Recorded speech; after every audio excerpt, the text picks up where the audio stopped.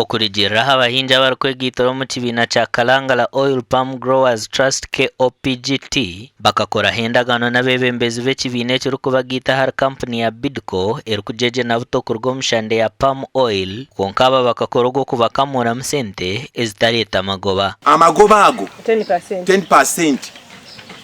Kalangala Oil Palm Growers Trust gerina okulwa omulimi ng'omulimi nagali n'okugakola ki okugateeseza n'okgamanya fe tuwulira bulizi biliyoni 5 meka ne bazifixinga ne zikola amagoba gwe amagoba ago togakola ki togafunako ebijimusa ebyo batuwa babituwera mu bbeeyi nene nnyo ate ne batuwa n'ebijimusa ebitagenda ku binazi kubanga batuwako ku bijimusa ebitakolagana na binazi ebyo noli tubisasula lwabyo. Abahingi abutushanjira omu kyaro kya Beto mu Kalangala nibashoboreramu embubo za palm oil hamwe n'orweze baraganisibwe tuburikwizira mu bwire kandi n'ebindi biburira kimwe obwogiisireho n'emishoro ya insurance company gye batuweeyo amazima erabika batuseba empewo nti tuludde ebbanga nga tusaba memorandum of understanding oba terms of reference ne Nick yatuma terms of reference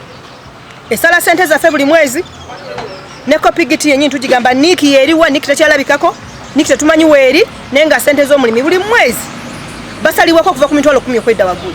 Akakiiko kali akateekesawo akagereka ebbeeyi eyo bannaffe abatukiikirira okugendayo tebakomawo tunyonnyola biki bye bagende batutteyo singa okulaba bwe balina obunafu. Ebindi bizibu harimu enguuto mbi hamwe n'ebbeeyi y'ebijuma eri ahansi kandi kiro negura shiringi 8 zonka kubanga sente zaffe zagenda negye twagenda tetumanyiyo ate n'obubbi nego twabba tetumumanyi twagala tumanyi oyo gwe twabba alagendera nabba wano naye tetumanyi omuntu gwe twabba wabula sente zaffe zagendera mu bulumi ne batuwakoze batuwadde olwokuba munange obeera oyina obuzibu mwana bamugobye ku ssomero ozimba nogamba mumpeeke ezo mmaliriza ennyumba yange sirina kyakola. Owomuyikanisa wa Bidco hamwe na KOPGT nagira ngu ebyo byonna n'orwekwaso ngu nibamujweko oruhu rw'embuzi okumuriisa engwe. Saagala muteekeko matu ga mbuzi nzobo abalimi bangi abazze ng'oli ayina ensonga ye nemugamba ki ekikunyiga nti kino nenkukwata nekutwala nengamba technical person nti kola ku nsonga eno neeno ate omulala bw'omutwala takuddiza results. Abana bagira ngu ebyokwikiriza nakubeera aguma ebiremere biine kwegaranjura mu mbuga z'amateeka. Amakuru aga gashakwa Sandike William.